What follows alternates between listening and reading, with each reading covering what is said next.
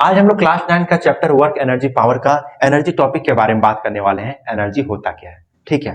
तो हम लोग इसके पहले वाले टॉपिक में क्या देखा था, हम लोग इसके पहले वर्क डन के बारे में पढ़ा था कि वर्क डन क्या होता है, ठीक है। तो वर्क डन में हम लोग क्या देखे, जब हम लोग किसी भी ऑब्जेक्ट पर फोर्स लगाते हैं तो वो ऑब्जेक्ट मोशन में होना चाहिए, मूव करना चाहिए, डिस्प्लेस करना चाहिए, तभी वो वर्क डन कहा जा सकता है, ठीक है।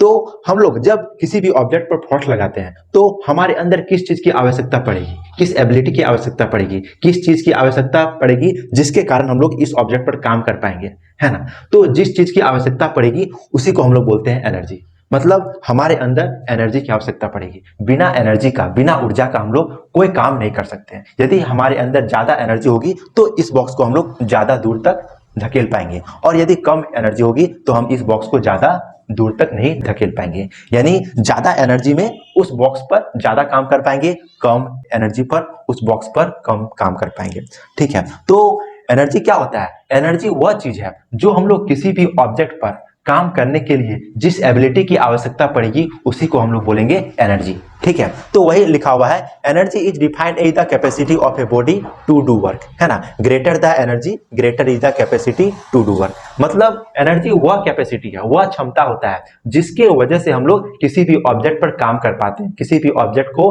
हम लोग जिस रूप में चाहें उस रूप में हम लोग क्या कर सकते हैं, उसको ढाल सकते हैं। बिना एनर्जी का हम लोग कोई काम नहीं कर सकते, है ना। वही लिखा हुआ है, यदि ज्यादा एनर्जी होगा तो हम लोग उस ऑब्जेक्ट पर ज्यादा काम कर पाएंगे, यानी कि हमारे अंदर उतनी कैपेसिटी होगी कि हम लोग उस ऑब्जेक्ट को उतने उस तरीके से काम करने का पावर आएगा, ठीक है।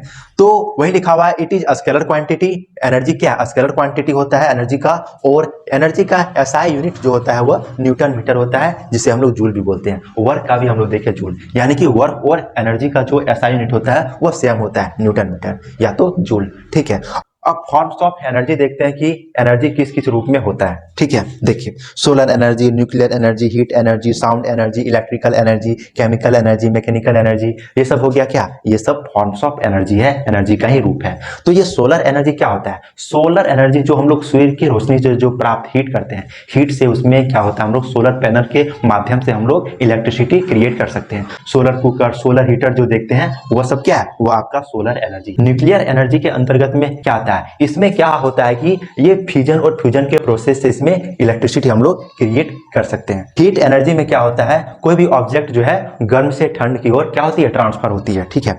अब ये साउंड एनर्जी क्या होता है, साउंड एनर्जी में क्या होता है, कोई भी ऑब्जेक्ट जब वाइब्रेट करती है तो वह वाइब्रेशन से साउंड क्रिएट होता है, और यह साउंड जो है सॉलिड लिक्विड गैस के माध्यम से हमारे कानों तक पहुंचती है। ये इलेक्ट्रिकल एनर्जी में क्या होता है, इलेक्ट्रिकल एनर्जी से हम लोग इलेक्ट्रिक क्रिएट कर सकते हैं, इलेक्ट्रिसिटी क्रिएट करते हैं, है ना। जिसके लिए हम लोग को पेट्रोल डीजल की आवश्यकता पड़ती है, वो सब क्या है, वो सब इलेक्ट्रिकल एनर्जी है ना।